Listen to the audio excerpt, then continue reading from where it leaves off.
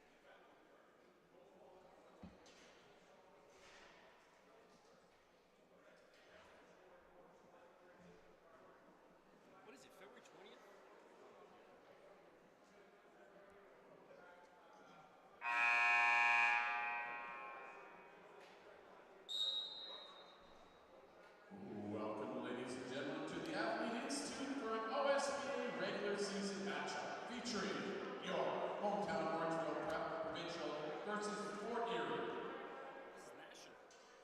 And now the starting lineup for Fort Erie. Caden Stuckey and J.C. Brooks and Yana Felly, that's the national squad.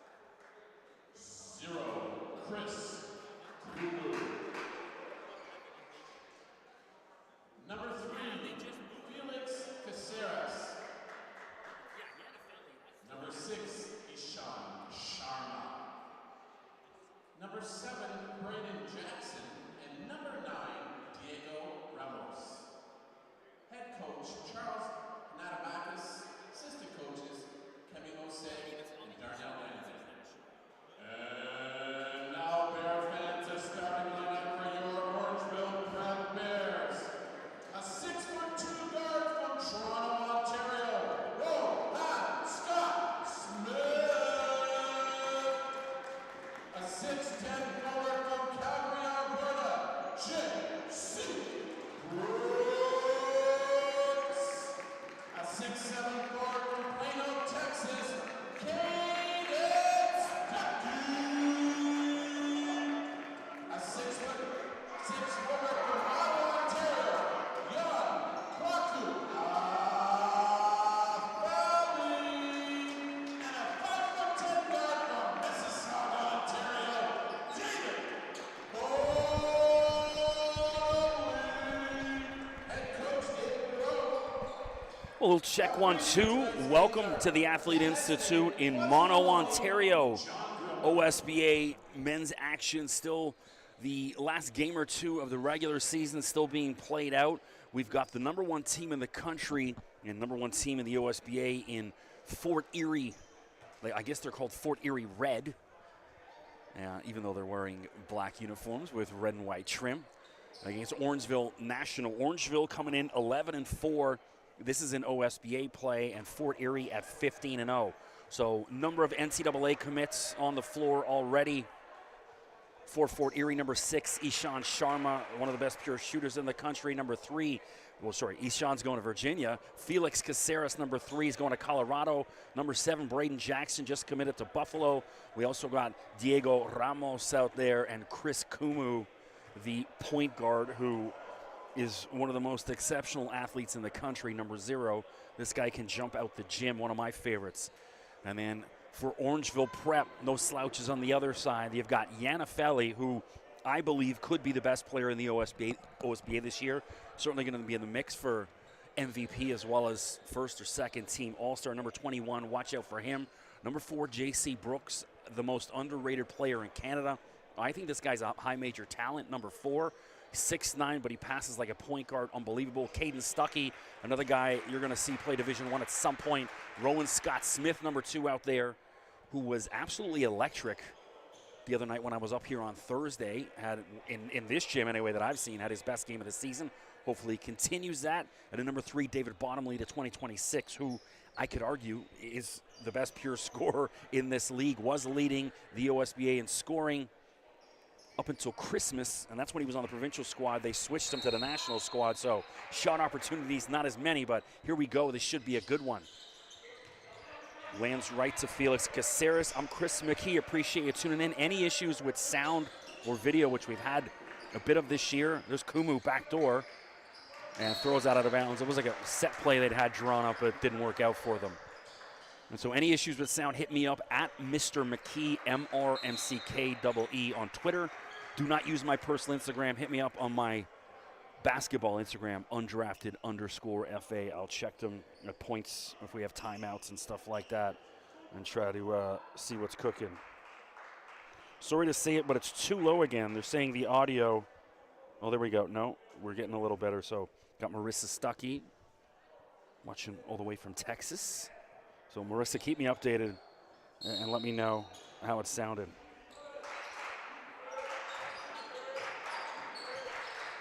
Bottomley, ball in his hands.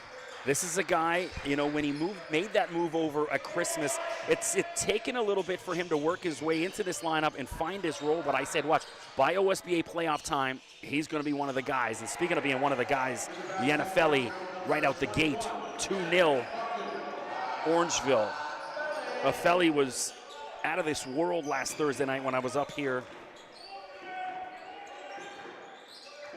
He's a good one. Speaking of a good one, Kumu, and he's fouled by David Bottomley. 9:11 to go, 2-0 Fort Erie. Now, we also had some problem with the graphics at the bottom, so I will try to update you time and score as much as possible, and then also try to keep an eye on that scoreboard up in the top left or right of your screen, depending on which side. You should be able to see it in the background, yeah. But I'll try to keep you updated. Here's Kumu at the line. Kumu's been a part of Team Quebec, the U17 level, who were the national champs. He's out of the Brookwood Elite program, which is as good a program in this country. Guys like Lugens Dort out of there. I don't know, is Chris Boucher another Montreal guy? I'm not sure, but I know Tyrese Samuel, Keyshawn Barth. Tyrese down at Florida, on his top 25 team right now. They're about 22, 23 in the country. Tyrese having a great year. Keyshawn Bartholomew now at Oregon. And that's some good ones. Brooks slashes, and he was fouled, no call. JC looking at both refs saying, what's up? Caceres the other way. Braden Jackson, well, hey, Stuckey fouled Jackson, so at least the refs are keeping their whistles in their pocket. I'm okay with it. Caceres, and Felix lays it in. 3-2 for the visitors. 8:30 to go, opening quarter. Brooks.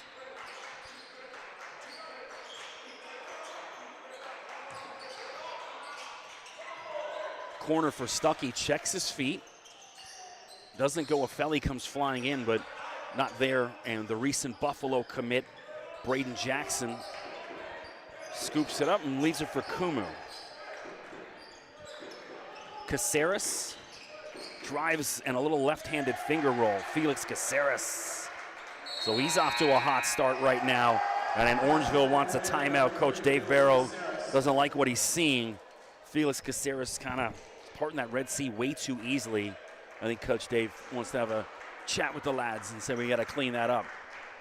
So as far as playoff situation and that the game meaningless, Fort Erie's already locked up the number 1 seed. They're 15-0.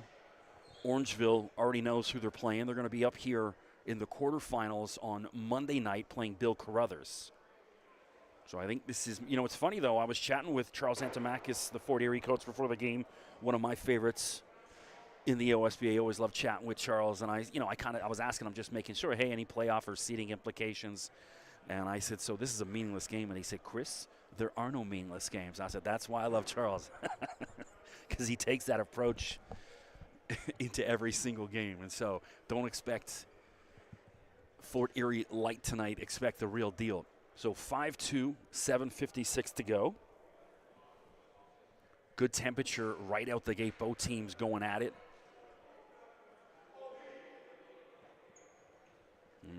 Caceres already with 4. He's heading to University of Colorado. It's funny. He made that commitment, I believe, before Deion Sanders, Coach Prime became the head football coach at Colorado. And so now things in Boulder just got a lot hotter. The spotlight a little hotter because the way that football program's going, and now there's always the inevitable bleed into the basketball program as well. And so Boulder, Colorado, one of the hot spots, and Caceres hopefully can benefit off some of that hype. Speaking of hype, Yannifelli, ridiculous, crowned him over top of 2 Fort Erie guys. Wow, that's why I said I can make an argument this guy's the MVP of the league. Yannifelli. Caceres back the other way. Swish. Barely touched a lick of the net. And that's why he's headed to the ACC next year, Ishant Sharma. Ishant's been a part of the Canadian national team program over the past couple years. It is just a thing of beauty. Now here's the deal. I know Ish can shoot with anyone in the ACC. I just don't know if he can get his body right to play defense the way Tony Bennett wants his guys to play D. We're going to find out. There's Yan with a follow. 8-6, back and forth we go.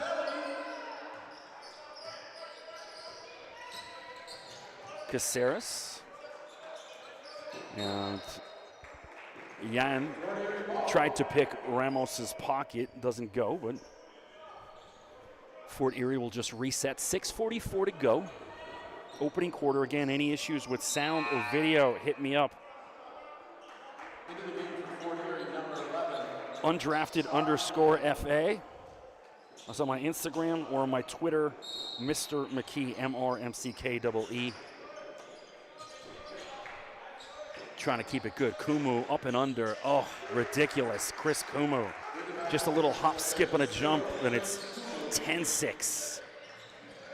Fort Erie, the visitors out in front. If you're just joining us, Fort Erie, black uniforms, red and white trim. And looks like a little hand check foul, and then the hometown Orangeville Prep white jerseys, black trim. Now, here's the deal. There's zero doubt in my mind, once we get to OSBA playoffs, Orangeville's going to have a chance to knock off Fort Erie. You know, when you've got guys like Afeli out there, who's, I mean, this guy's going to play high in Division I. When you've got those one or two dudes, you got Bottomley, that if you get him heated up, J.C. Brooks, another guy, Caden Stuckey, another guy that's going to play university ball. Yanafeli, easy lay. Ooh, no easy lay-in, missed it. And so, on any given Sunday, because this year's OSBA final will be on a Sunday, March 3rd at the Pan Am Center, you never know. Obviously, Royal Crown going to be in that mix as well. They're going to, all those boys sitting watching say, hey, Chris, don't forget about us. They're definitely going to be in that mix, Royal Crown. Too many high-end players. They got a boatload of NCAA guys, Crown as well.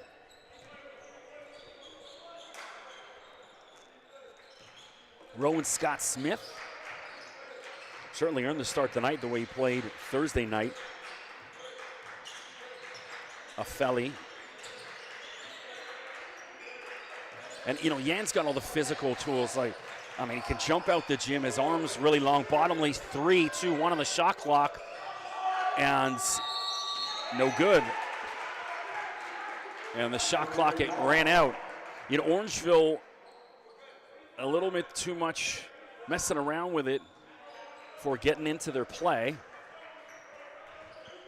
10-6, 5:35 to go. Chris Kumu. Got those pretty sweet light blue sneakers on, I like those.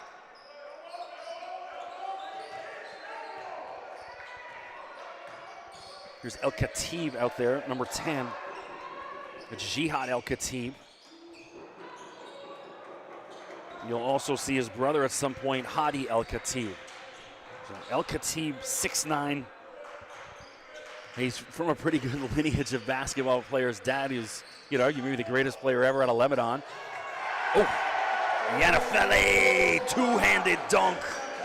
A little hang-on, and that gets him up here at the Athlete Institute, 10-8. You know, this is one of those nights where Yan can prove, hey, I'm the OSBA MVP. I'm the best in this league. An offensive foul is going to be called against Felix Caceres. So great atmosphere here in the gym. Lots of parents and friends and family, and of course, and then the two teams after Fort Erie's other team that's going to be playing following against Orangeville Provincial. That's coming up at 8 p.m. after this. And we got the Orangeville ladies program also in the gym hanging out. Orangeville ladies also in the playoffs. They will play Redmond on Monday night as well. Same night as the men's quarterfinals. I'll be on the call for that. Brooks. Stuckey. Bottomley's fouled. No. Calling ball. Here comes Braden Jackson.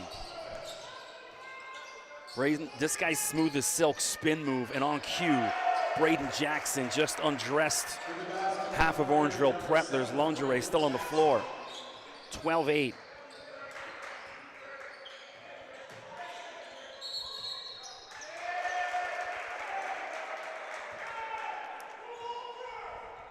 Well, offensive foul. I didn't see what the issue was the other way. 12-8 though, 4:05.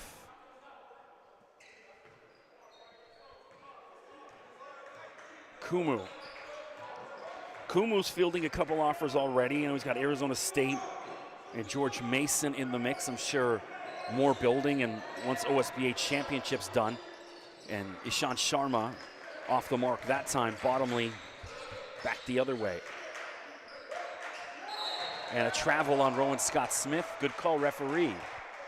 Sometimes I give them a hard time for that, and that was pretty obvious. So 12-8, 3:49 to go. We're going to see Hadi Al-Khatib. Number 8, he's got those lime green sneakers on, Oregon Ducks colors. So the two El-Khatib brothers out there, Hadi and Jihad. One is a 2024, the other a 2025. And there's a good travel, yeah. Referee's consistent and on the mark tonight. So 12-8, 3:36, opening quarter.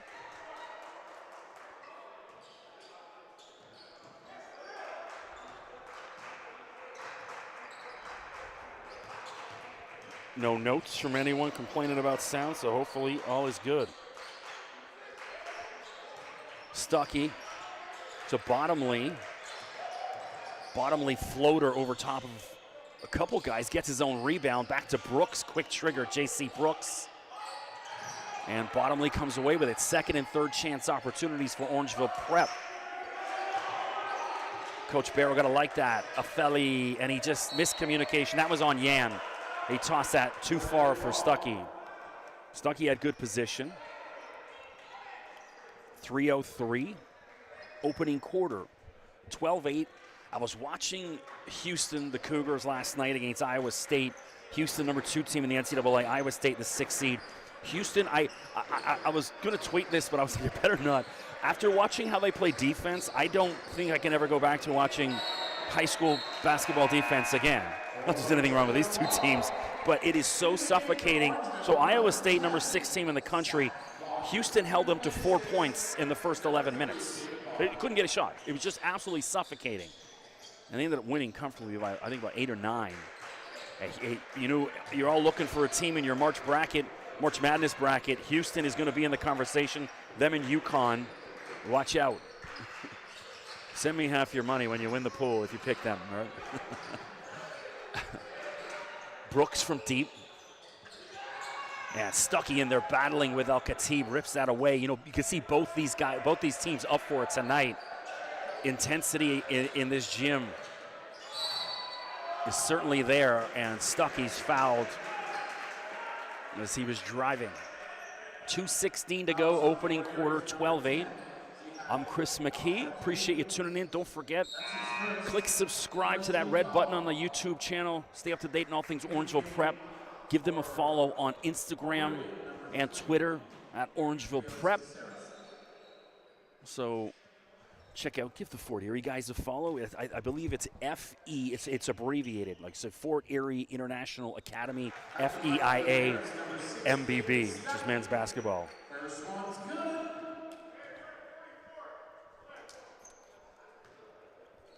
And of course, stay up to date, all things OSBA on Ontario SBA. Stuckey to 2024. He's got it at 12-10. 2:10 to go, opening quarter. Mateo Graham out there for the first time tonight, number 5 for Fort Erie. Sharma thought about it, pump fake, kicks out to Graham. Fresh off the bench, bang. Welcome to the game, Mateo Graham. 15-10, Fort Erie, the visitors. 1:50 to go, opening quarter. You gotta love that. You want to talk about depth for Fort Erie. You know, Graham's a guy, and there's a blocking foul on him, but that's a guy that hasn't seen a ton of minutes. The games I've called, I haven't seen him. I don't know whether he's been injured or not, but you know, that's the depth of Fort Erie. Dude comes off the bench, and he's pretty smooth, nails a quick 3. And that's why Fort Erie, best team in Canada right now. So speaking of injuries, Mariela Kuntak, one of the twin towers on Fort Erie, 6'10" of Kuntak, he's out injured tonight, just an ankle sprain. Chat with Coach Charles before, he said nothing serious. You know, he'll be there for the playoffs, just more of a, I guess, load management at this point. They're 15-0, number 1 seed locked up. No need to push one of your big dogs in an unneeded opportunity. So Stuckey, 2 for 2 from the line. 16-11, 1:44 to go. We've yet to see Charrier, the other one of the Twin Towers for Fort Erie. It was great. You know, during last year's BioSteel Next One's game, I was calling them, they put the two of them on opposite teams. And so both Char and Mariel going at each other back and forth in that BioSteel game. A lot of fun. Of course, don't forget the All-Canadian Games. No BioSteel sponsorship this year. The All-Canadian Games coming up. Last weekend of March, first weekend of April. Keep that weekend on your calendar open. Graham. Well, it's Graham, Caceres, and Sharma, and the two El Khatib brothers. Caceres, left hand, switches to his right this time. Yannifelli comes away with it. 3-point ball game. Two of the best prep programs in Canada and North America, for that matter. Of course, Orangeville also with their EYBL program. We've got another team separate from this, along with the provincial and Stuckey. Caden's done a great job of driving to the basket, getting himself to the line. That's Hadi El Khatib. That's his first 16 foul at the line for Orangeville. And Stuckey will shoot free throws. Number 6. Caden previously at Plano Senior High School, as well as in Springfield, Missouri, and Ridley, well-traveled. I think he's found the right spot here at Orangeville, if you ask me. It's the guy that's going to be huge for them come OSBA playoffs.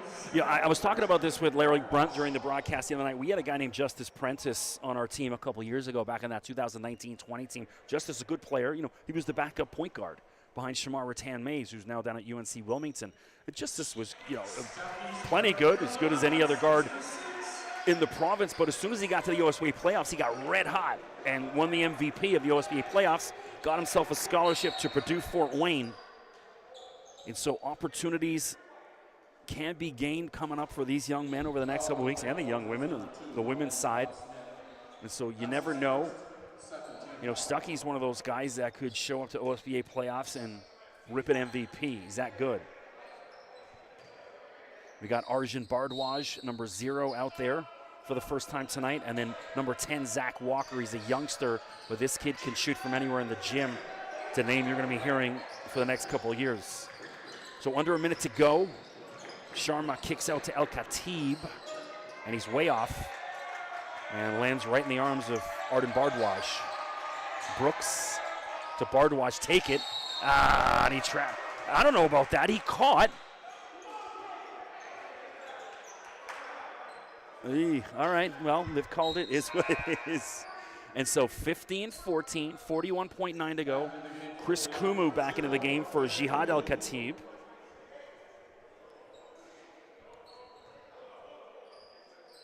And Caceres will inbound.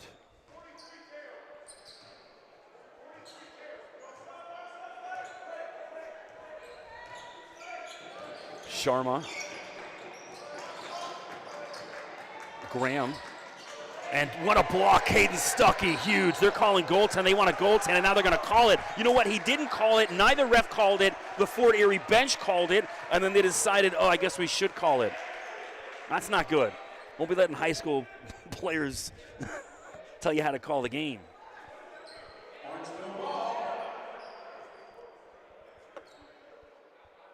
They're not calling it. Okay, well, why'd they blow the whistle? You can hear Charles Anthomakis say, there's no way that's not goaltending. Well, and there's the makeup call right away as J.C. Brooks get called with a push-off. That's the refs kind of settling that right now. And I don't think Charles has even realized this because he's still into the goaltending argument. They just made the makeup call. So 22.7 to go, 15-14. I like this. This, again, meaningless as far as standings and seedings, but it feels like a playoff game. Both these teams getting revved up at the right time of year. Ramos will inbound. And speaking of red hot, this guy last year in the OSBA playoffs was red hot. He was one of the reasons why they ended up in the final. Diego Ramos, number of big threes. They're going to need him again in the next couple of weeks. Caceres.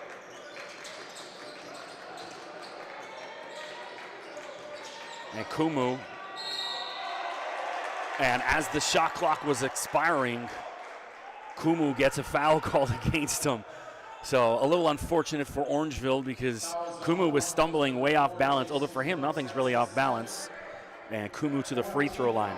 So Chris, just to 2025. This is a guy next year, everyone and their mother, you're going to see all these alleged, put scouts in brackets or so-called experts in brackets. They're going to start going, hey, there's this kid from Fort Erie out of nowhere.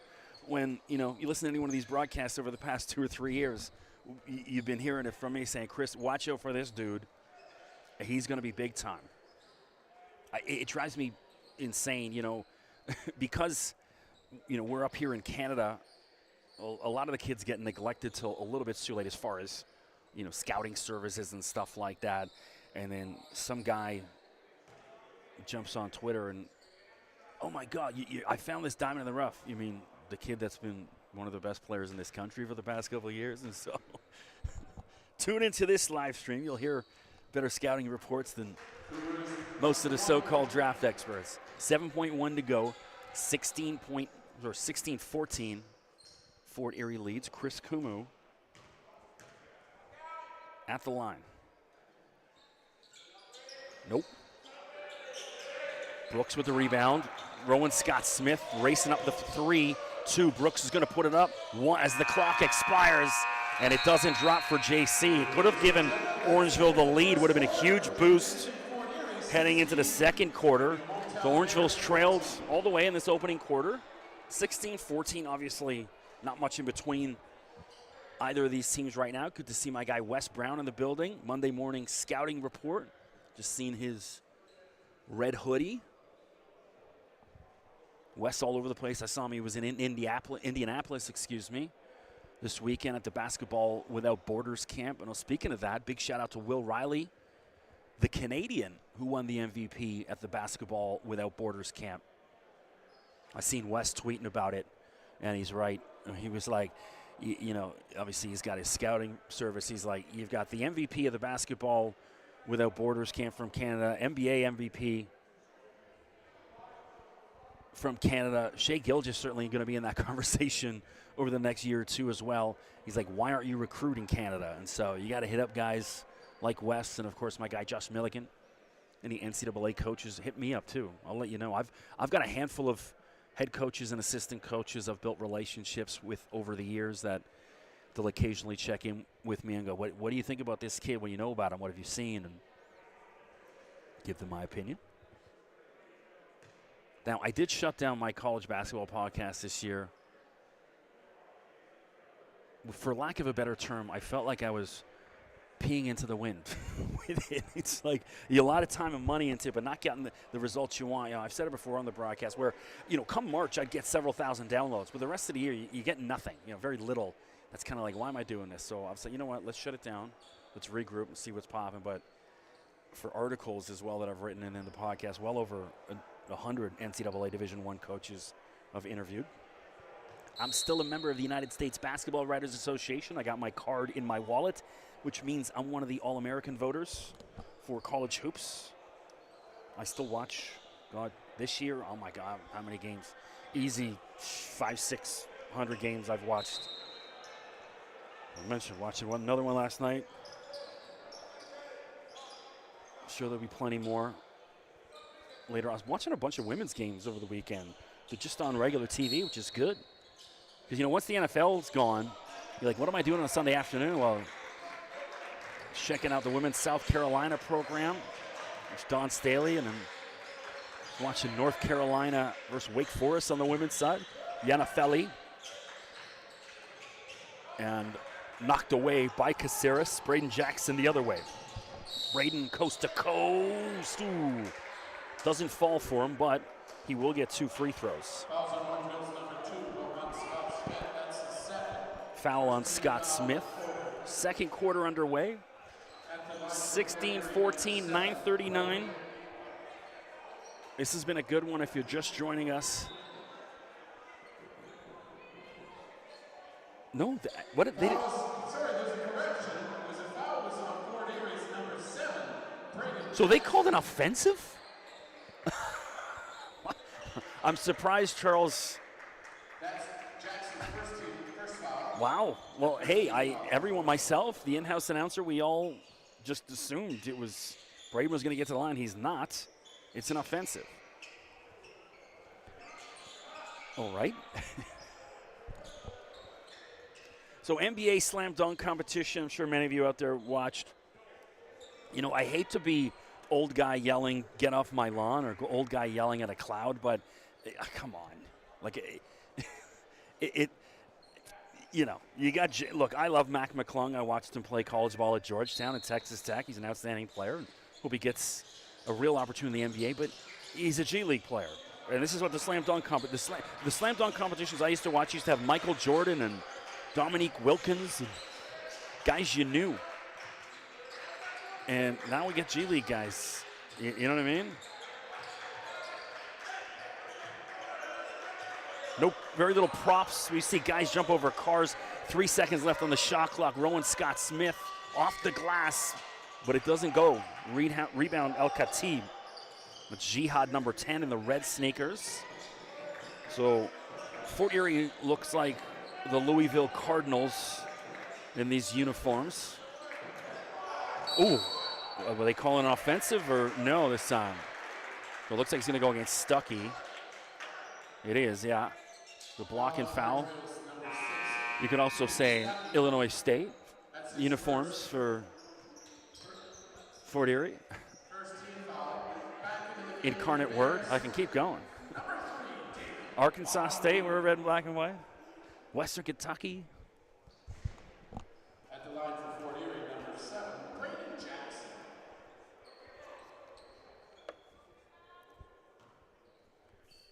Speaking of Western Kentucky, I know they had some interest in Tajo Duke, the Cali prep guard, who just put up 52 this past week. Taj, one of the most highly recruited kids in Canada.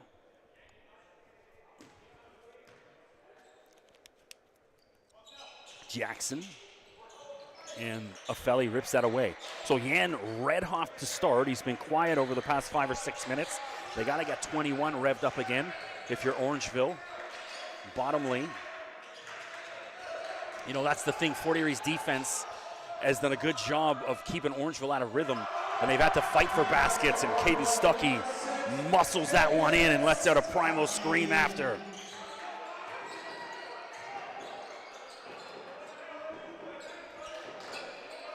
Kumu. And then off the glass, but it doesn't drop for Chris. Bottomley back the other way. Sprinting up. Yan wide open.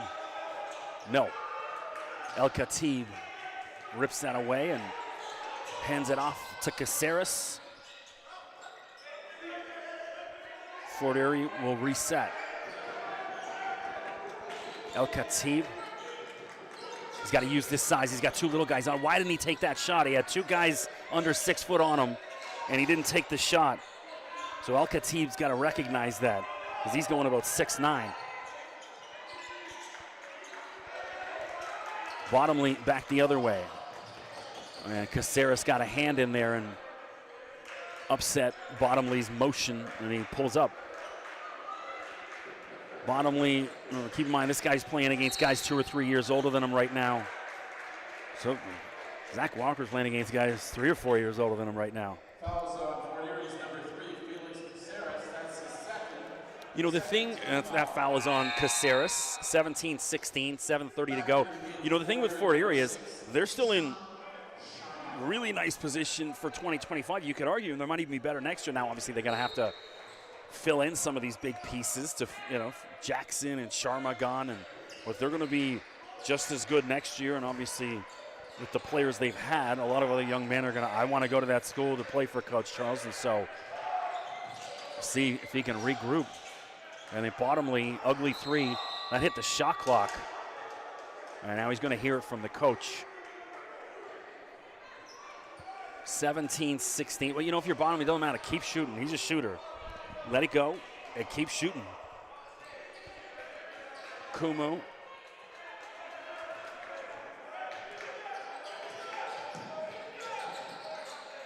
Orangeville's defense tonight, really good. You're keeping Fort Erie right now to 17 points. That's not bad. And Kumu attacks. Are they calling a block? They're calling a block on Bottomley. I don't know. Kumu leaned into that. And now, yeah, you got Coach Dave on the other side, equally as upset. And I'm with him. I thought Kumu leaned into him. Although for my things, these aren't, you know, it's too early to put yourself in danger of attack. Either coach, you got to save it. I think it's coming for both. I think Charles and Dave are both going to get one tonight. Save it for that right time. I don't know if this is it just yet. Kumu casually strolls to the free throw line. So I'll be up doing the play-by-play for the slam dunk competition here for the All-Canadian Week. Speaking of that, you know, I was talking about the dunk competition a few minutes ago. Kumu was in it last year. The dunks I've seen in this gym, in the BioSteel, in the All-Canadian weekends, significantly better than what the guys who make $34 million a year, well, other than McClung, he's not making that, but he's been making a couple $100,000 a year probably, more than me.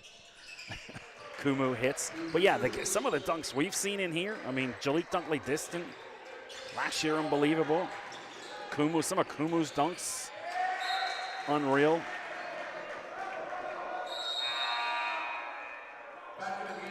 They got to get it right.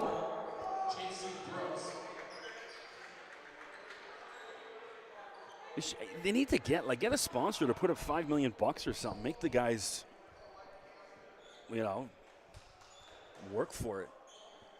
You put $5 million out there for a slam dunk competition, you get some bigger names rolling in. Because even for the guys that maybe wouldn't need it, like a Giannis or something, whatever, not that he's a big-time dunker, but I'm just throwing out a star.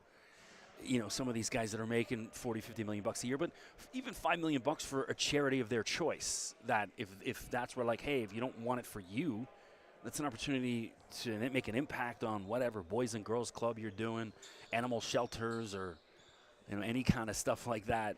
You could help a lot of people. And so money talks, especially for those guys. Look at that in-season tournament in the NBA. Those guys showed up to play with that because there was cash on the line. Back to it, Bottomley to Walker. Walker with the pink sneakers, guarded by Sharma. Brooks. Stuckey's been the hot hand for Orangeville over the past little bit. Walker doesn't fall. But what a pass from Kumu to Sharma. And Sharma throws it up. And I'm with J.C. Brooks on that. Not much of a con. That's one of those ones, maybe keep the whistle in your pocket, because Sharma was a little off balance when he caught it. J.C. just there. He's seeing that guy put his shoulder into me.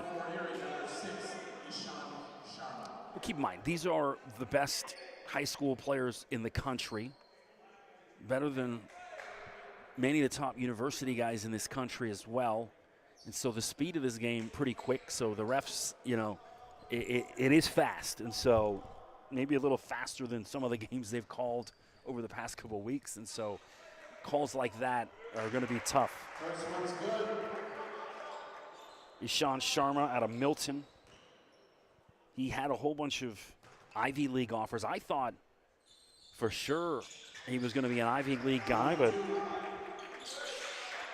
you know, well, not that Virginia isn't an elite academic institution. And whoa, speaking of elite, J.C. Brooks from 3. Most underrated player in Canada.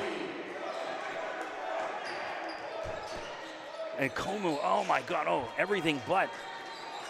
He just glided through there, suspended for a few seconds. Bottomley's got a wide open 3, didn't want it in the corner for Yan. Yan's got to take that. And knocked out of bounds by Sharma. And you know, Orangeville's coaching, yelling to Yan, basically, take that, yeah. He was wide open.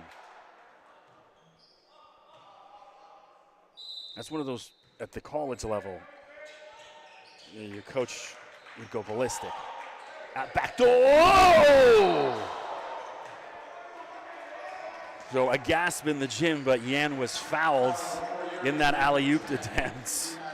He had a couple of them over the past couple of weeks that have just been electric. He sneaks in that back door, nobody watching him, and he can almost touch the back of the backboard with his hops and arm. And so it looks like he got a little banged up on that. Maybe his wrist or fingers smacked off the rim.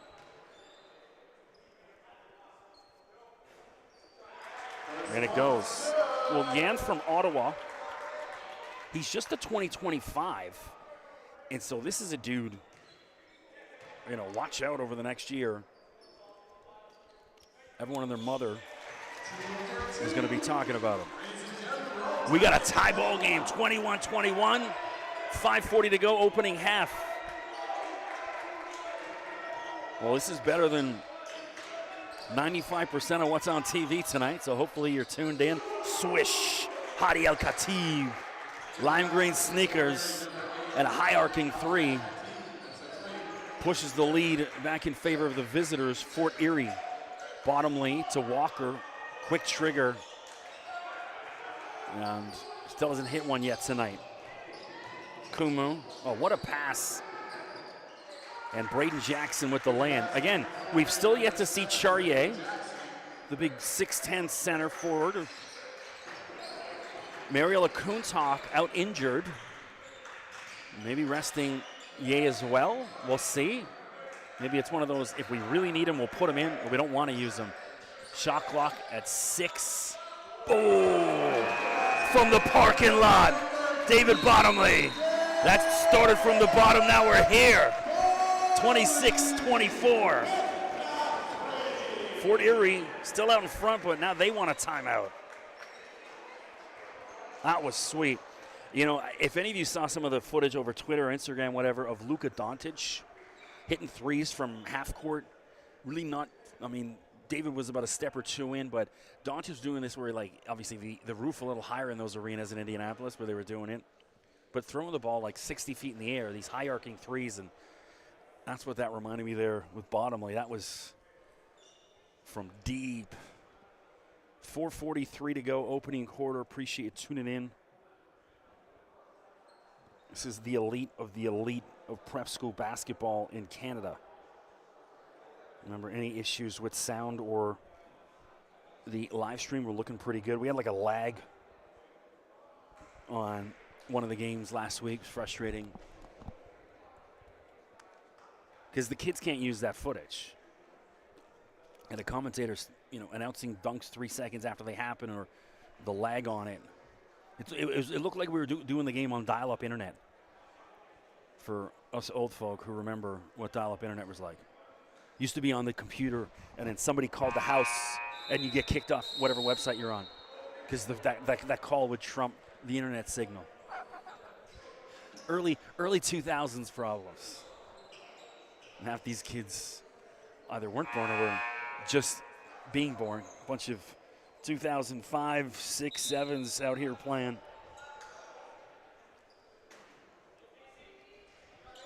Well, back to it. Fort Erie leads 26-24. 4:43 to go. Opening quarter. Kumu to Jackson.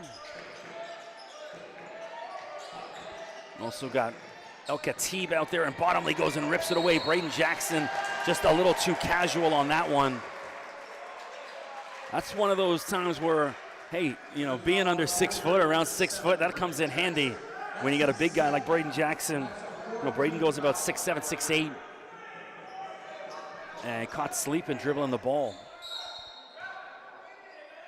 Brooks.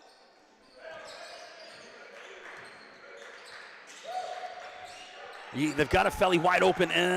He's standing there by himself, and he's yelling, get me the ball.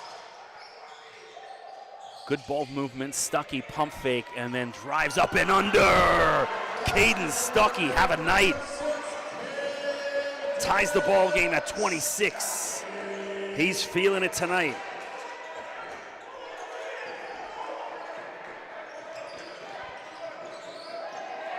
And there's Afeli on defense as well. This guy both ends of the floor. Certainly make an argument he's the OSBA Defensive Player of the Year as well. I wish I had access to the stats. I don't.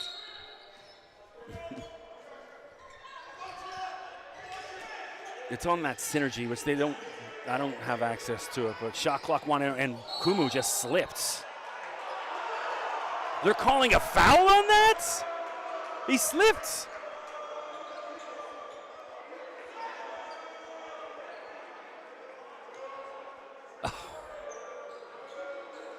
It's JC's got 4? Wow, so that's huge. You got one of Orangeville's best players with 4 fouls with 3:50 to go in the first half. That's how huge that call is.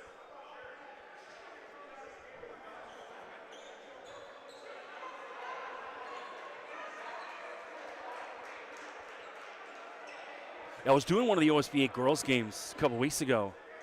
Bond Academy, I don't know, was it Bond? Jay Addison, yeah. And Bond's best player fouled out in the first half. They just lost track of how many fouls she had, and that was it. The game was kind of close until that point, and then it was like the wheels just fell off. It's like, so Bardwaj comes in for Brooks. JC on 4 fouls. Wow. So huge. That swing right there with that foul going in Fort Erie's way. 3:50 to go. 26 apiece. This game, the defense in this game, a lot more sharper than I've seen, certainly from Orangeville past couple weeks. They're up for it tonight. So for Orangeville out there, Stuckey, who's been the hot hand. Bardwaj just checked in. Rowan Scott-Smith, Bottomley, and Afeli. Bottomley's got to get revved up a bit more. He had that big 3. And then Kumu drops the second one in, 27-26. Afeli. Caden. Wide open for Bardwaj. He was underneath to Afeli. A little reverse lay-in made it look easier than it was. That was tough, and now Orangeville, 1-point lead. 3:22 to go.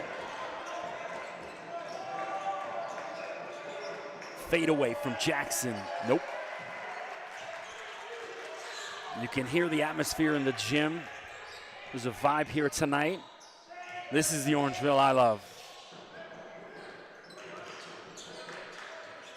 Bottomley.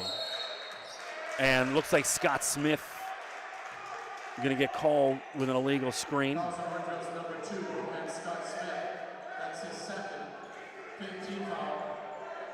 And that is now Fort Erie in the bonus. Is it? No, they're not. Sorry, I saw them all coming down this way. I thought they were shooting. They're not. Kumu. Cool as a cucumber.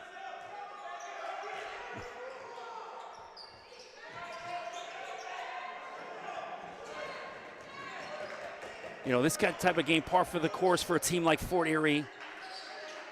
You know, these guys got a great season in the grind session as well.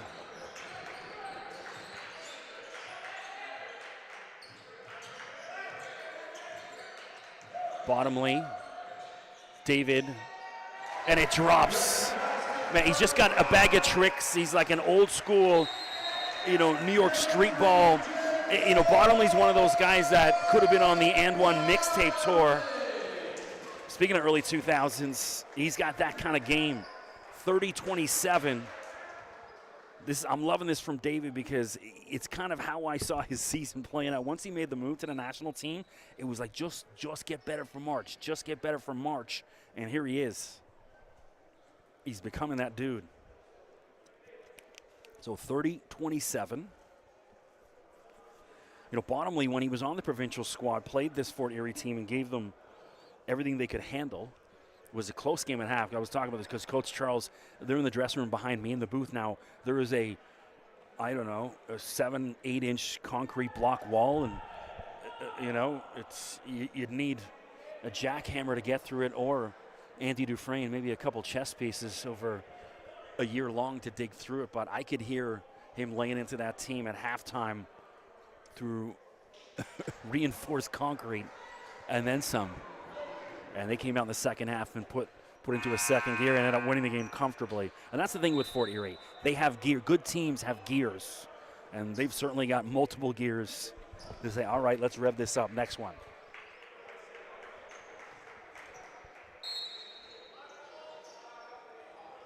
You're seeing right now, hey, look, I know it's the first half, but although Fort Erie 15-0, number 1 seed, it is not a given. They're going to stroll in to the OSBAs and just walk out of there with the trophy and some medals around their neck. This Orangeville team is going to have a say. Certainly Roll Crown as well.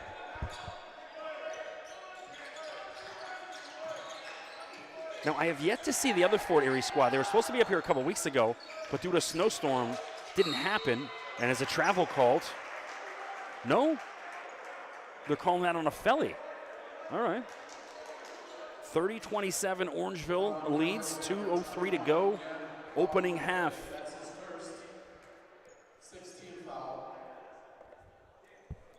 And Ramos to the free throw line, 6'4", 2024. He's been a part of Team Ontario.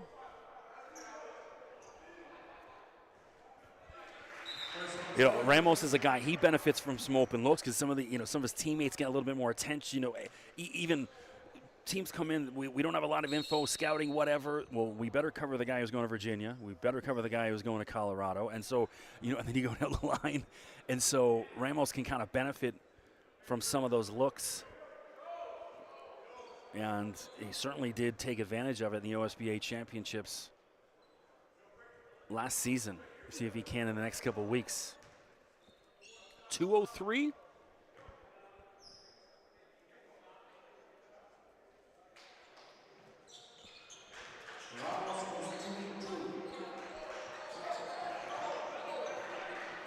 Bottomley, guarded closely by Kumu. And just the way he shuffles around. It's funny, you heard the rant from Rick Pitino, the legendary coach for St. John's, and Yanafelli not looking for it. That's not on Bottomley. Yanafelli not even looking at his point guard. And he's saying, my bad. So a careless turnover, a 1-point game.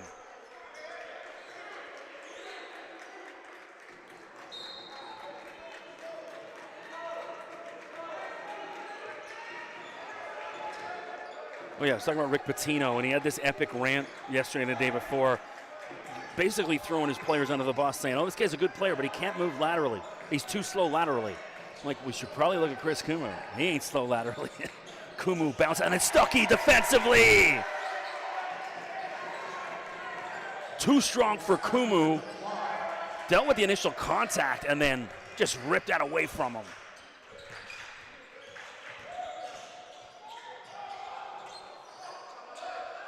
And then Orangeville off the mark down the other end. El Khatib to Sharma. And charging, yes. Good call. Sharma had his head down. And so if he's got his head up, I think it goes the other way. But just put his shoulder into who looks like Arden Bardwaj, who teaches master classes on how to draw a charge. He's so good at it. Exactly 1 minute remains. Wish we had Andy Frost, the Leafs announcer, to last minute remaining in the period.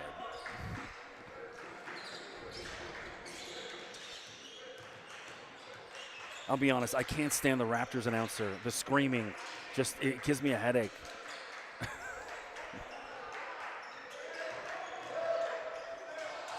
Scott Smith. Well, that's delicious. Textbook basketball. Drives into the lane. Nice little mid-range jump shot. Rowan Scott Smith, 32-29. Orangeville leads. We got 27 seconds to go. 8 on the shot clock. Jackson, you know, when he hesitated on the first one, that usually ends up happening. A felly back the other way to Stuckey. Get your phones out. And what defense? Braden Jackson denied. Stuckey goes down hard. Are they calling a foul on that? I thought he got ball. Stuckey's all right. Thank goodness. It's a push. I don't know. Maybe I didn't see. You know, I'm watching the point of the rim, so ref maybe saw a push in the back. Jackson didn't protest too much, so should tell you. Well, Stuckey has his highlight reel dunk robbed, and hey, that's a smart foul if you're Jackson, because if he dunks that going into half with that kind of energy in the gym, because that's going to erupt the gym, and then all momentum going in the break in favor of Orangeville. And so, smart foul from Braden Jackson to not allow that moment. 14.8 to go. Stuckey has done an outstanding job getting to the free throw line tonight.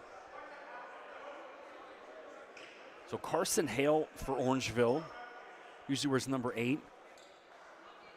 Not playing tonight. I don't know the extent of his injury. That's the only scratch I'm aware of for Orangeville. Stuckey doesn't go. So Kumu's got to race. The clock hasn't started. The clock, there we go. No, it started about 4 seconds too late. So Fort Erie's going to catch a break here because they got way longer to set up than 4, 3, 2, El Khatib, and it drops for him. So Jihad El Khatib, as the clock expires, Fort Erie got a break. They got 3 or 4 extra seconds they shouldn't have, and El Khatib, you know, the benefactor of that. So at the end of one half, Orangeville, 2-point lead. What a ball game we got, folks. 33-31. I'm Chris McKee. Appreciate you tuning in. We're going to take a 10-minute break. We'll be back for the start of the second half.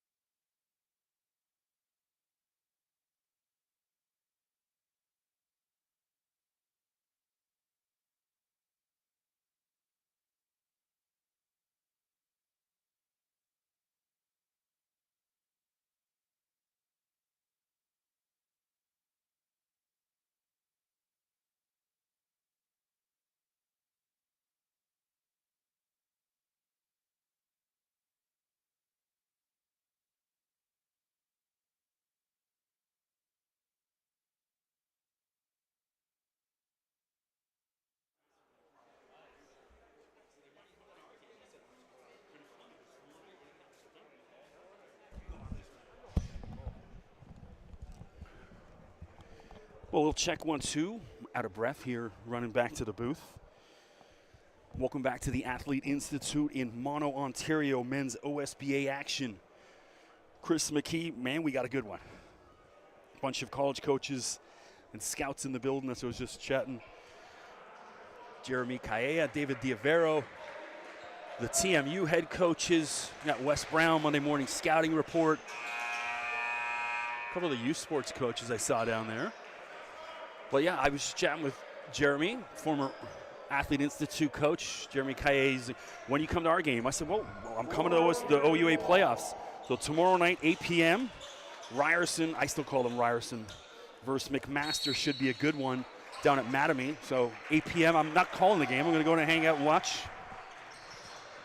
Go support some OUA hoops. Of course, Kenyon Sterling, former Orangeville guy. On TMU, they got Jacoby Neath, David Walker, who's been a part of Team Canada, good players, Ishant Sharma, and then there's Charrier off the bench. So we didn't see him at all in the first half. And then there's Char. Welcome to the game, second half, two-handed dunk. So with J.C. Brooks on the bench, now you got another guy coming in that's 6'9", so, oh, there's J.C. out there. He's got 4 fouls, so we're going to risk him here. What a first half we had if you're just tuning in. Bottomley for 3. Oh, went around every bit of the rim and didn't fall. And here comes Fort Erie. Charrier. Up and under, and the follow. That's Felix Caceres. Cleans up the mess. 35-32. Fort Erie with the lead. Ofeli. Brooks wide open, and Stuckey, oh, and he's fouled.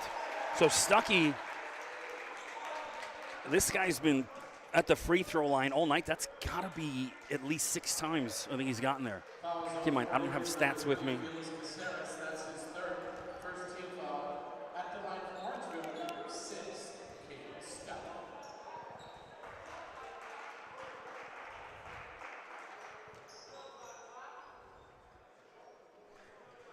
Caden hits the first.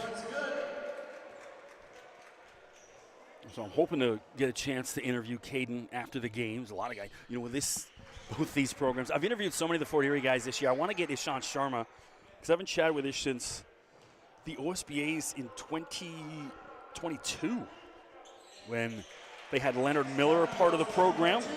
Of course, Leonard, Stuckey goes 2 for 2. It's a 1-point game. Leonard now with the Minnesota Timberwolves. He's had a couple games in the NBA and also playing G League. Caceres, mid-range jump shot from the free throw line. And it falls 37-34. So the Colorado commit heating up to start off the second half. We'll see how Fort Erie responds to being down. It's not often that happens to them. Stuckey over the 6'10" Charrier.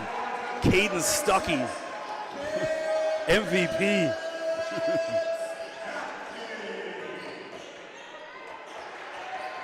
And ripped away. I'm praising the defensive effort of Orangeville tonight.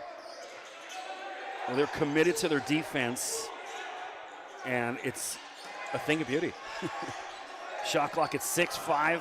Stuckey, and yeah, sliding around. And he knows it. No arguments. You know, that's one of those ones where the adrenaline maybe took over Caden. He let out that big scream after that last bucket, and he's feeling it. And a little bit too pumped. It's important to kind of maintain that zen, you know. It is nice to play with a little edge. And then Ishant Sharma glides through, and it falls. Number 6, Ishant.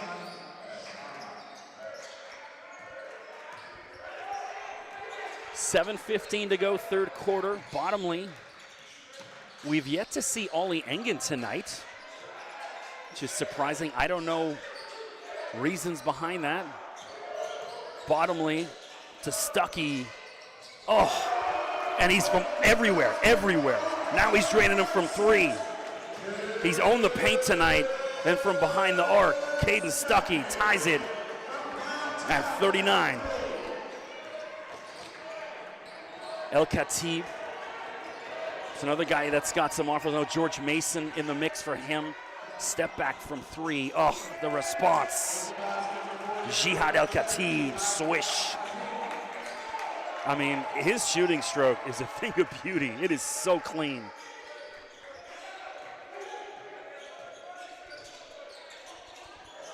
You know, Jihad, he's that quintessential EuroLeague player, deceptively good, great size, and can shoot from anywhere in the gym, and Stuckey heat check. Doesn't go, but J.C. Brooks goes to the ground hard. J.C.'s got to watch it. He's playing on 4 fouls. But he drew the foul there. That's his second. 17th foul. 6:09 to go. Don't forget, coming up next, Orangeville Provincial versus Fort Erie's other squad. I don't know. They're both just Fort Erie to me. I know one's red, and I don't know if it's Fort Erie white or Fort Erie black. Either way, the other Fort Erie team. Shot clock winding down. Bottomly, J.C. Brooks has got it. And Orangeville resets. A Feli spin move. Suspends. And no good. El Khatib rips that away. And an unnecessary foul from Afeli. That's not smart basketball. Because he almost got away with a foul in their key, and then it was almost like he was hell-bent. Well, it's only Jan's second, but still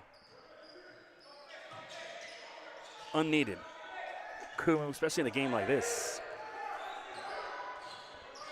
To quote Depeche Mode, everything counts in large amounts. Kumu, kick out, extra pass to El Khatib, and Ramos probably should have took it. Now he will. Bang, Diego Ramos. He passed it up the first time, not the second time, and he drains it. 45-39, Fort Erie back out in front. Stuckey, all man. He's just too big, too strong. Out-muscling these Fort Erie guys, and these guys are D1 players. He's out-muscling.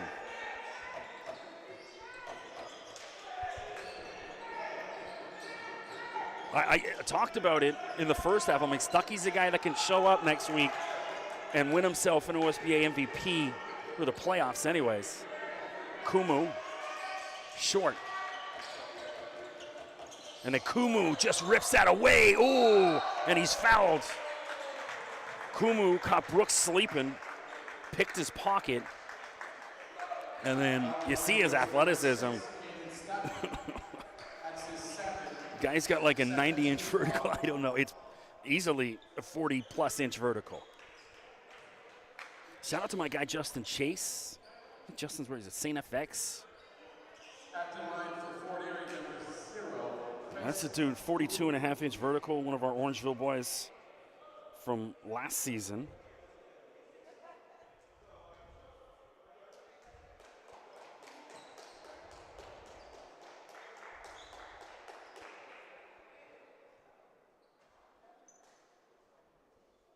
I'm looking up red. Sorry, New Brunswick he's at. Forgive me, UNB. I knew he was out on the East Coast. So did a quick Google. Chris Kumu. He's a 2025. Part of that Biosteel Next ones last year, and I'm hoping I see him in the dunk competition up here in a couple weeks at the All-Canadian weekend.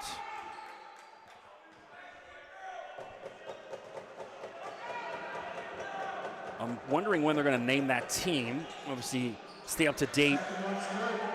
Check out the All-Canadian game on Instagram and Twitter, and I believe Facebook as well. Drop them a follow. Be the first to see when that official roster is dropped. I know they put out a watch list a couple weeks ago. I didn't look. There's like 700 names on it. I think my name's on there as a point guard. But they're going to make that announcement shortly, I would imagine. Stuckey. And then Braden Jackson got a hand in there. They're calling a foul. So Stuckey is hell-bent on bringing it to the hoop and just keeps getting himself to that line. Absolutely love it. You know, this is kind of what I was hoping to see from Caden earlier in the season. He's just, I've talked about it 100 times during the live stream, he's just bigger and stronger than most kids in the OSBA and whatever grind session, any league these guys play in. He's got a college body already. Strong, muscular dude. It's funny, you know, we had senior night up here last week, and Caden's dad was in the gym. You're like, and he's twice the size of Caden. You're like, okay, that's where he gets the size from. His dad is a big man.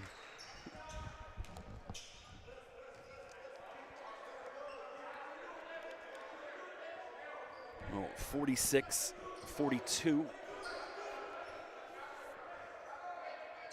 Stuckey pushes it to a one-possession game. 46-43, 4:15 to go, third quarter. Sharma to Ye, and then Brooks, that's his fifth. Not there, not there. Number 4, J.C. Brooks, that's his fifth.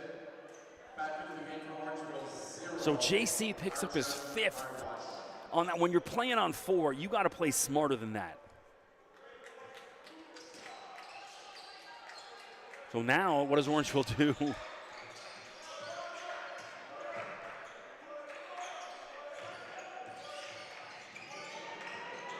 Khatib to Jackson, back out to Kumu with the shot clock winding down. And Scott Smith out there.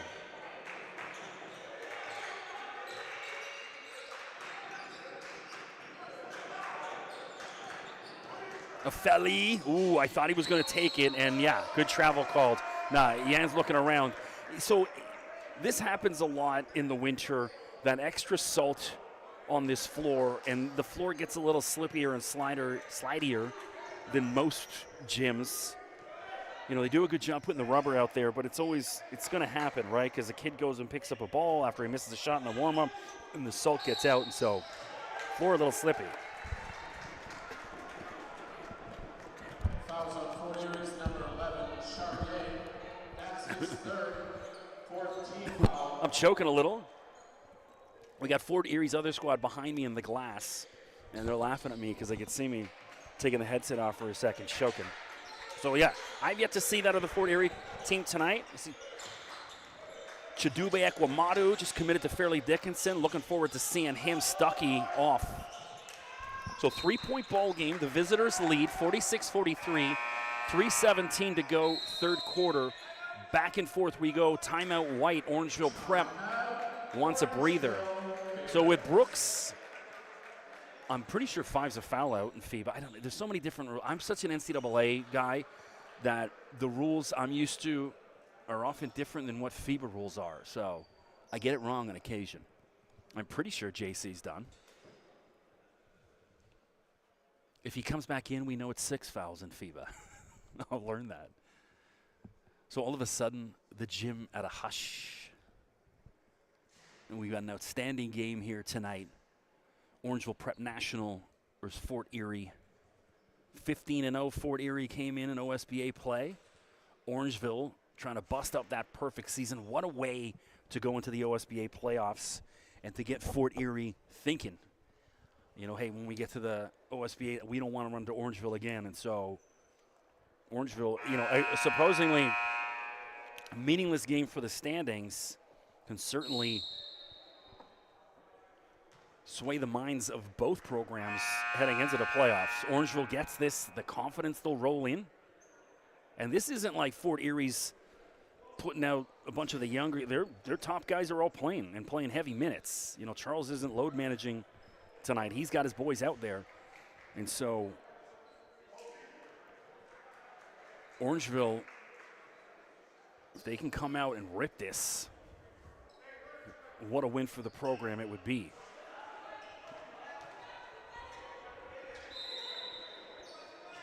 I talked about this with Larry Blunt during the broadcast, who joined me for the second half of the 2 Orangeville games. It was a bit of a blow. It was like a 40-50 point game, so Larry and I were just kind of conversing and stuff. You know, Orangeville, normally that team, normally we're the one that was 15-0 or 14-1. El Khatib off the glass, so Jihad heating up in the second half, pushes the lead back to 5, 48-43, but everyone all of a sudden, after a couple of years, caught up to Orangeville. And in the past year or two, we've been chasing them, but now with Larry Blunt back at the helm, certainly watch out for next season. Orangeville, and hey, we're still going to be an opportunity to win. Stuckey's got to put it up, and it hit rim, so it's going to be live. And El Khatib, excuse me. El Khatib's a guy that could play, you know, 4 or 5 positions at the college level. He can handle the ball really well for a 6'9" guy. He can play with his back to the basket as a center in the post position. Can certainly play shooting guard because he can shoot from anywhere. Well, it's a guy you're certainly going to be seeing on your TV. Here he is right now, the lefty.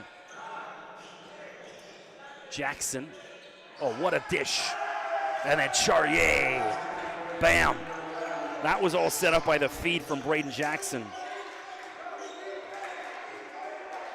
But Charrier didn't play in the first half at all. I don't know whether it was a suspension thing or something, or Charles just didn't really want to use him, but then he got into a game and now he's got to. You got to watch these big boys, you know, especially at this time of year. They played so much basketball. A Fele, corner 3. Wow. So Yan starting to rev up. Just an electric athlete and can also shoot from range. And then Sharma did a good job of selling that. He's saying, hey, I was shooting. I was in the act of shooting. He's trying to sell it. That's a third on Bottomley with 1:14 to go in the third. And so Zach Walker and Evan Wooters checks in for the first time tonight. I don't know. Well, now we know why Ollie Engen's not playing. He's not on the bench. So they're down Engen. I don't know why. So I don't see very well. So I was looking over the bench. And I thought Wooters was Ollie because he just kind of had a hoodie on, whatever.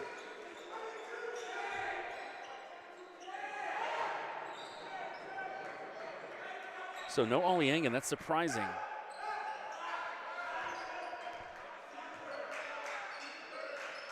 I'll have to find that out.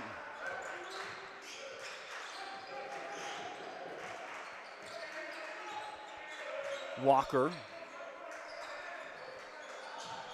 Wooters, he can shoot from 3. If he gets a chance, and they're just messing around with it. Bardwaj has got to put this up, and it's a tough shot. And it was either going to be a turnover or not. So Orangeville messing around with it. Can't have that against Fort Erie. El Khatib to Ye.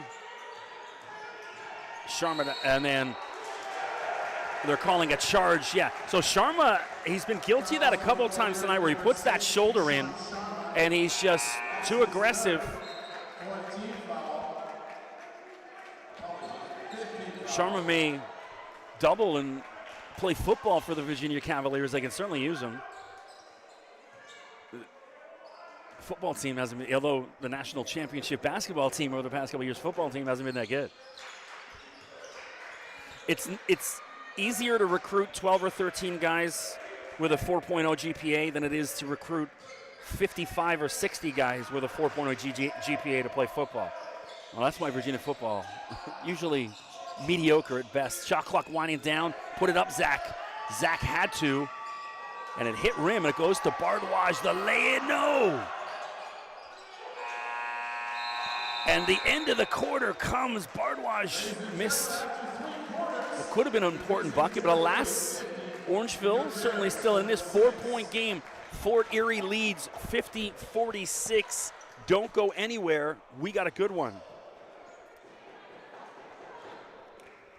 I'm Chris McKee. Appreciate you tuning in.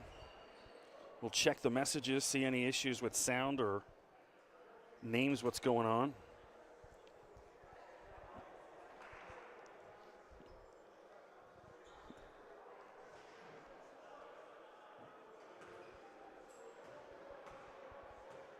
So big shout out to Will Abbas, just committed to St. FX. Just messaging with his dad. So no issues with sound, it looks like. Just checking. So I just got a message. Stuckey about to put the country on notice. He certainly is tonight. So big shout out to Goat Talk C on just responded to my Twitter.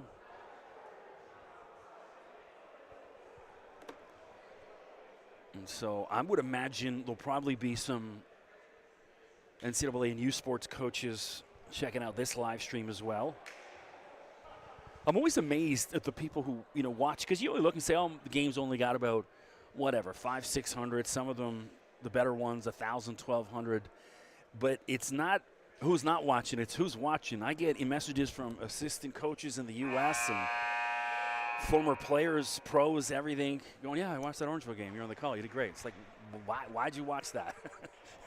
And people just want to see good hoops, right? Well, speaking of good hoops, I'll give a plug. I mentioned giving a plug. I was chatting with Jeremy Kaya about he's one of the TMU assistants. Of course, Darius Diavero, former Orangeville guy, now down in Valparaiso. His father, David, the head coach at TMU. They're taking on McMaster tomorrow night down at Mattamy. I'm going to go check it out, 8 p.m.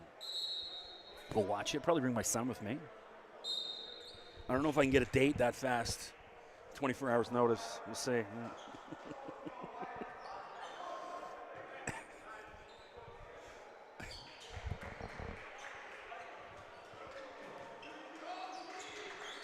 Of course, TMU.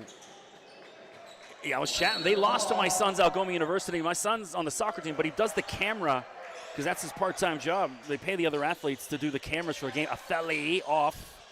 And Algoma, there's a foul on Bardwaj. Algoma upset TMU, which was a huge upset a couple weeks back. And I was tuned in because I follow, obviously, the Algoma Sports Instagram because they're posting sometimes my son's stuff up there. And I'm like, they're in a game with Ryerson? Like, I'm going to turn this on. So I jumped on OUA TV and watched the last 5 minutes, and a massive, massive upset. That's like Fairleigh Dickinson beating Purdue in last year's tournament. That's how big of an upset it was for Algoma to beat TMU. But Jeremy was saying best thing it happened to us because it woke up our program.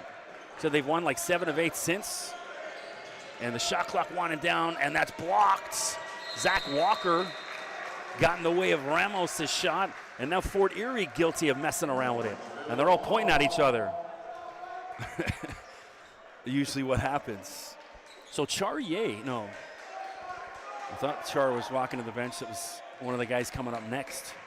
Char out there in the key. Parked under that hoop. Walker to Bottomley. And Bottomley, take it. What a feed to Barter. And Arjun Hand's not there. And now he's put Zach in a tough spot. Arjun's got to work on catching those balls. There's 2 or 3 times tonight where it's all set up for him to take the shot, and then he's fumbled it. Games like this, you kind of notice that stuff. Caceres, the Colorado commit's been quiet since first, second quarter. El Khatib hasn't been.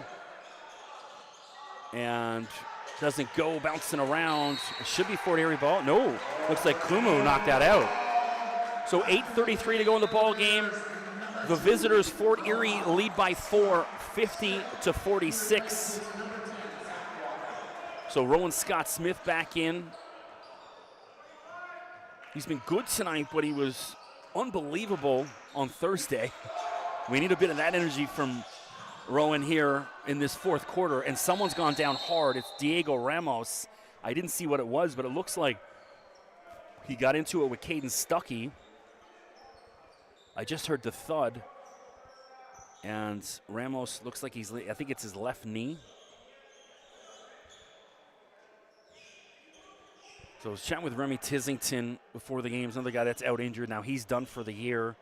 Looks like he's going to have ACL surgery, which is so unfortunate. He's having a great season. One of the best shooters in Canada. He's just getting better and better every week going into the playoffs. And then just a little slip like an unfortunate, didn't even look, and it was just kind of something like that where you're like behind the play, slips, and now his ACL's done. Big shout out to Remy. Hopefully still allow himself to find an opportunity. He said he's got a couple university visits coming up, so I think he's still going to be in a good position to continue his hoops career because the guy is an outstanding three-point shooter. So back to it, Ramos has gone to the bench. I think he'll be all right. Just needs a couple minutes to maybe walk it off. Scott Smith to Afeli. Shot clock at 5-4. Bottomly, no good. Felix Caceres. He was rated as a 3-star on 24/7 and knocked out of bounds. Still going to be Fort Erie ball. So if you're just joining us, Fort Erie, the visitors. Black jerseys, red and white trim, Orangeville, hometown, white jerseys. Orangeville came in 11-4 in OSBA action. Fort Erie 15-0, number 1 seed. Sharma, bang, ridiculous. Lightning quick trigger. Another 3 is Sean Sharma. I mean, it's so quick.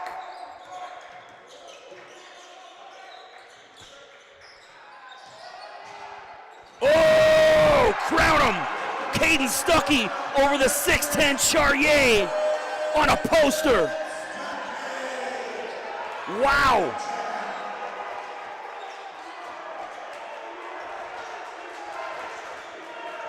Whoa. Kumu, no response.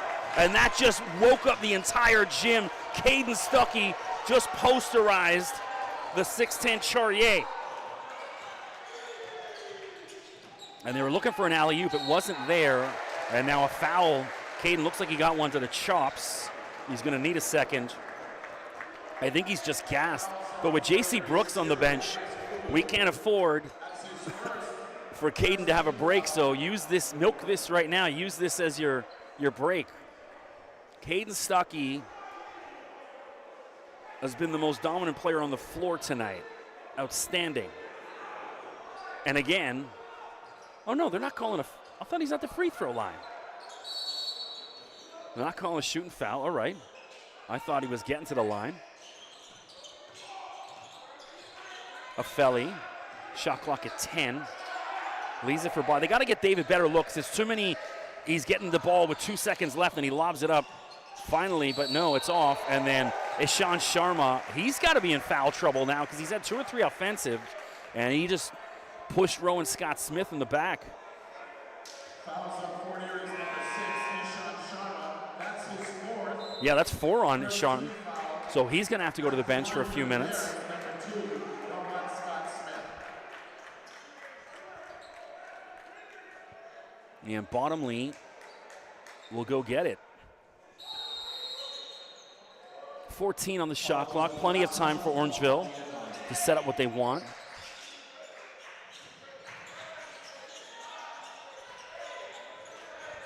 Six, 5, 4, and it doesn't drop for Bottomley.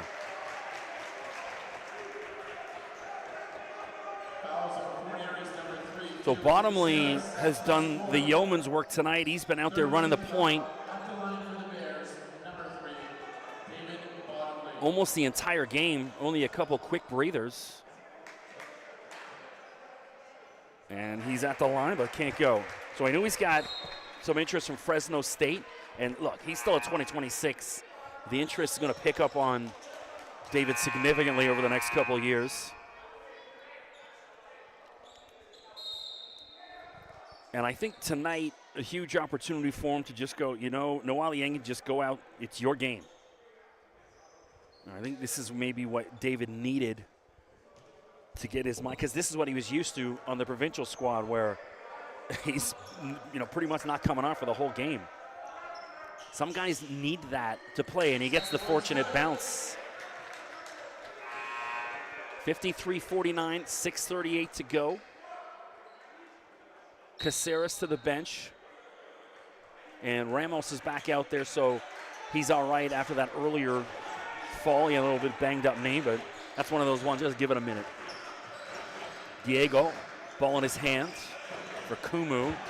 Kumu's been a little quiet in the second half. They got to get him revved up. Kick out, Jackson for three. And Bardwaj goes down hard. And they're calling a foul on Ramos, and he can't believe it. And, you know, he was making a play on the ball. So I'm kind of feel his pain. I think it was just the way Bardwaj went down hard that almost sold that a little bit better. So Yannifelli, he does it all, a true leader, all-star player, and also can run the Swiffer. I teach courses on mopping because I learned, worked at McDonald's when I was 12 to 14 or 15. I was the lobby boy.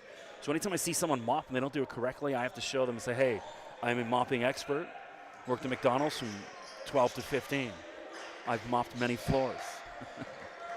It's amazing how many people you meet that worked at McDonald's as kids. I wouldn't change it for the world. Bottomley, and he had a wide open lane and he went for the kick out. It's okay to be greedy sometimes because now there's only 3 seconds left on the shot clock. So again, another tough opportunity. It's like a catch and shoot here. I wish someone else would inbound this, so then, because Bottomley's your guy you want to catch and shoot. Stuckey, get it up, Stuckey. Nope, doesn't recognize. And that's why Caden should have inbound and Bottomley should have been the one throwing up the shot. 53-49, 5:48 to go. That's what happens. I got to do play-by-play and color commentary together, so. Almost playing two characters at once. Jackson, and stolen by Bottomley. What a play. 5:30 to go. 4-point ball game. The visitors lead, undefeated OSBA season on the line for Fort Erie right now. And again, the shot clock winding down. Stuckey recognizes this time, but he's way off, and it didn't touch rim, so it's going to be a turnover. Orangeville's last couple possessions, ugly. They need a quick breather here. Give Stuckey a blow, hands on hips. He looks gassed. Get him a quick Gatorade or juice. I'll do the same. Normally they leave some BioSteel juice up here. Not tonight. Disappointing. I've become addicted to it. So we got a good one, folks. Appreciate you tuning in.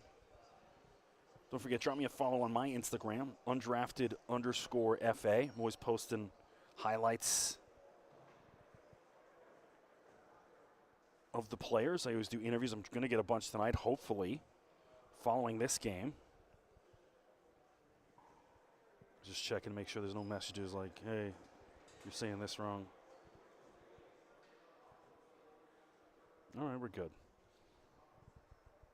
And if you're not sick of my voice tonight, you will be, because I'm doing the play-by-play for the OSBA championships. I've got a couple of the semifinal games, or I think quarterfinals. I don't know. I'm doing March 1st, which is the Friday, and then I'm doing the finals, all 4 finals in a row. The men's Trillium and the men's top division, as well as the women's Trillium, and then the women's other division as well. I'm assuming I'll be calling Crestwood Prep in the women's side of the fight. Shouldn't assume anything, because King's Christian was the #1 seed last year on the women's side and didn't get there. Got upset by Niagara Prep. And so we'll see. Well, I will be on the call for that, so don't forget to check out OSBA TV. I don't know who I'm working with. They're going to put me with some students from that sports media school. I don't know who yet. We'll find out. El Khatib and then Bardwaj over the top back. That's an easy call for me. Over El Khatib's head and back.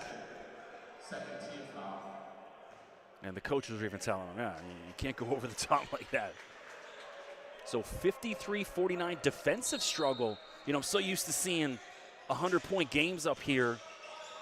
This is almost like an ACC game. This will get Sharma ready. This is how Virginia plays. You see kind of 53, 56 points because they play such tough defense. Charrier, you don't want a 6'10" guy dribbling. And Jackson, as the clock expires, the shot clock, and a scrum going on. Ramos again down there. And Rowan Scott-Smith. You know, that's another thing. I was watching that Houston-Iowa State game last night. Keep in mind, Houston, number 2 team in the country. A minute into the game, guys diving for balls out of bounds, like putting their bodies on the line. Not like, oh, I'll save that for saving yourself for next week. No. You want to be the number 2 team in the country. You dive for everything, and I'm loving seeing that. Both those guys on the ground diving for balls. El Khatib. Jihad. No. Man, Bottomley comes away with it. Bottomley's been so poised tonight. He's got to be tired, but he certainly doesn't look it. He's out there buzzing around. Rowan Scott-Smith. Orangeville trying to slow this down. You don't want to get into a track meet with Fort Erie. So probably a wise thing. Bottomley. And Stuckey.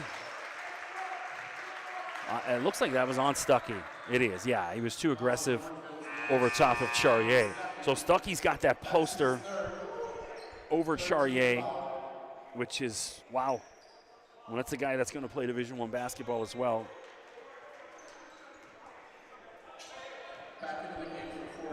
Duncan over top of him. Caceres. Sharma back in on 4 fouls. Orangeville's J.C. Brooks out with 5 fouls. He had 4 in the first half. Ramos almost stolen. Sharma, no. And wait and see what the call is here.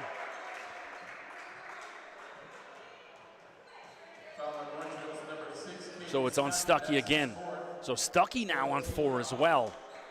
If he goes down, they're really in trouble. So Stuckey's got to play, I mean, and it's hard for him to play delicate, but he's got to be a little bit smarter here, certainly for the next 3 minutes. Could we see overtime tonight, maybe? We haven't had too much of that. Pass it a while. Jihad El Khatib says no overtime. How about a 3? 56-49. His stroke is just so sweet. It is so pure. It's a thing of beauty. And Bardwaj just laid a pick on him. He snapped back Jihad's head, but he's still out there fighting. He comes away with a rebound. Tough customer. Sharma. Caceres, the dagger! All the way from Boulder, Felix Caceres, 10-point lead, largest of the game. And oh, in and out for Scott. Or Scott-Smith, excuse me. Or Caceres again, back-to-back threes. Felix Caceres. And that, folks, is why they're the #1 team in the country. When you need it, their Division I players step up out of nowhere. And that's the difference. Back-to-back threes. Felix Caceres, 62-49. Now keep in mind, Orangeville short a couple of guys. Mentioned Brooks out. Carson Hale out. Ollie Engen. Anyone knows why Ollie's not here, drop me a message.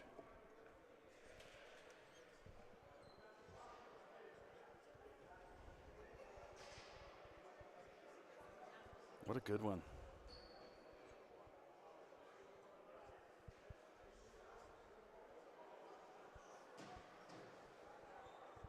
I accidentally changed my settings on my LinkedIn, and now I'm getting all these emails. I'm like, I don't want 1,000 emails come in my inbox. What a good one we've had tonight. Blessed to be up here calling this. Big thanks to everyone involved with Orangeville, allowing me this opportunity once again. Everything's been good with the stream tonight. Good vibe, especially with both these teams, and what a game we've had. Now Fort Erie creating a little separation here. Now Orangeville, hey, gut check time. Let's see what you got. Yanafelli's been way too quiet here over the last 10 minutes or so. He's got to wake up. They've got to find some better shots for Bottomley, and then Stuckey been all man, but he is on 4 fouls, and so he's got to watch himself. Afelli, Scott Smith, off the glass, no good, and the follow, Bardwaj. Arden Bardwaj cleans that up. 62-51, 11-point lead, Fort Erie, 2:08 to go. So if you're Fort Erie, bleed clock. Every possession, don't shoot till there's 2 or 3 seconds left on that shot clock. Shihab El Khatib says, who cares? I'll put it away. Showing his post move. I talked about, he could play the 5 in college, no problem. He just showed it right there. Back down his defender. And they're just saying Bottomley tripped.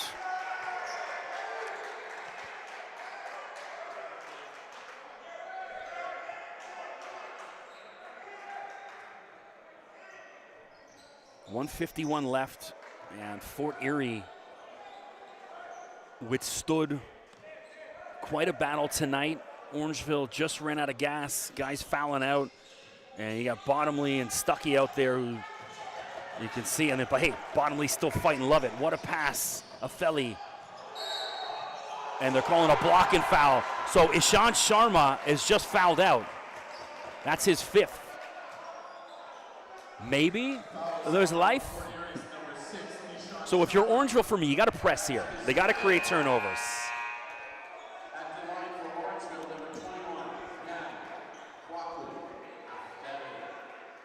So 64-51. Press, press, press. And I know it's hard because they all look gassed. I'm looking over, hands on hips. All the guys over chatting with Coach Dave, getting some instructions. Stuckey looks gassed. He's got to dig a little deep here for this last 139. Don't forget, folks, coming up next, more Orangeville and Fort Erie. Starting at, well, it's not going to be 8 p.m., which means, geez, I'm going to get home late tonight. Because they need about 20 minutes of warm-up. They usually give them. So we're already at 7:48 local time, so that one will probably tip off somewhere closer to 8:30 p.m. So I'll be getting home late, which means I'll be up really late. Because normally my favorite thing to do, go home once I get back to Pickering, sit and have a beer, and watch the games I just called. And this is one of those ones I'm going to watch. When we've had issues with the live stream and that, it's frustrating because I can't go home and watch my games. And this one, I'm looking forward to going back and watching again. So Orangeville, you got to press, press. Can't just sit back. They missed. Bardwaj rips it away and then again lost a handle on it. It's plagued them tonight.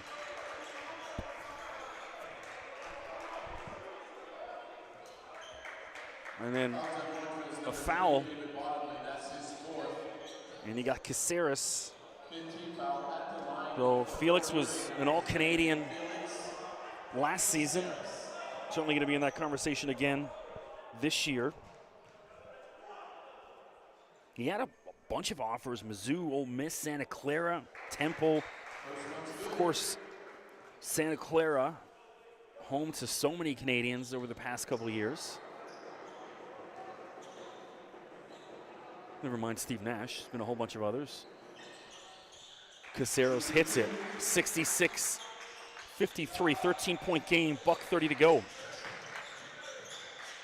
So Orangeville's got to hit some threes, and then they got to create turnovers immediately. And they also got to, no messing around, they got to get shots up now.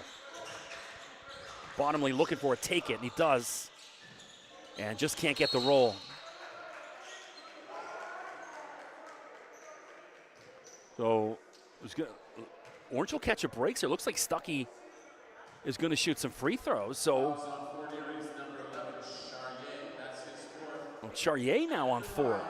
So Char came in, didn't play a lick in the first half. Now 4 fouls in the second. That speaks to what kind of game this has been. Just a defensive, tough battle. See, I'm old school. I like this kind of hoops. This is like one of those Big East games in the 90s. Although thankfully no punches or elbows thrown like those games, but just good tough basketball game. Some big dudes out there. Stuckey, unbelievable. And converts. So press. They got to press. How are they not pressing? You can't sit back when you're trailing 11. Or if you're going to foul, then foul them.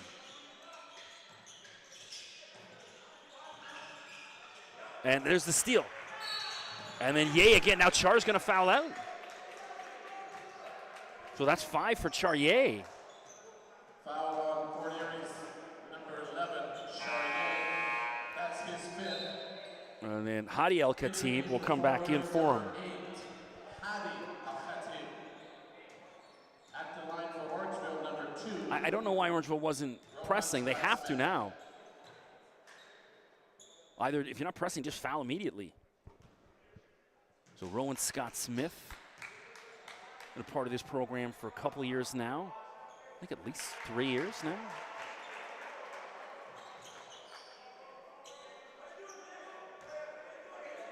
Well, they got to hit for now. You want to miss it, really. Well, he hits it. So 10-point ball game, 1:04 to go. Foul. I would love to see a Felly be guarding him instead. I don't understand why they're not fouling.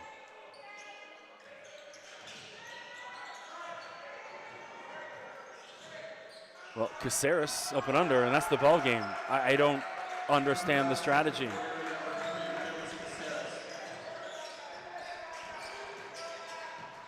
And that'll do it. Well, a strange ending, but a good battle regardless. And so Orangeville, you know, when they come at full strength, Fort Erie's got to watch out come playoff time.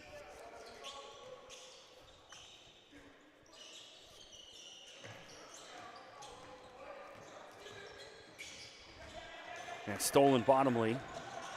And trying to pad stats. And then there's the steal. This is what Orangeville needed a minute ago, not now.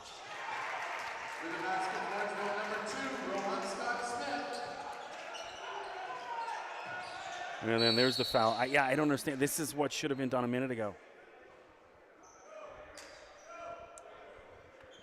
Well, coming up next, of course, more Orangeville versus Fort Erie. I don't know if I'm going to have much of a voice left for that after this game. Wow.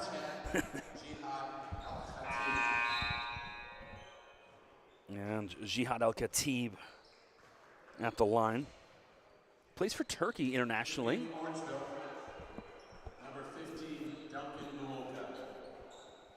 And Duncan Muka coming in with 15.7 to go. One of the seniors. We did senior night the other night. Duncan from Hong Kong. Brother David down at UNLV, excuse me, and I think he's in G League now. Was at Lamar in the Southland before that. 69-60. Rowan Scott-Smith, step back 3 off. And Caceres, and just get it over half. Leave them, don't foul. Get it over, Jackson. No, they're not going to do it. So that'll do it. Fort Erie 69, Orangeville 60. It was a good one. Fort Erie remains undefeated, 16-0, heading into the OSBA playoffs, and it's going to run through them. They're the top dog, 16-0. In order to be the man, you got to beat the man, and Fort Erie's the man. We'll stick around back in a few minutes for some more Orangeville and Fort Erie.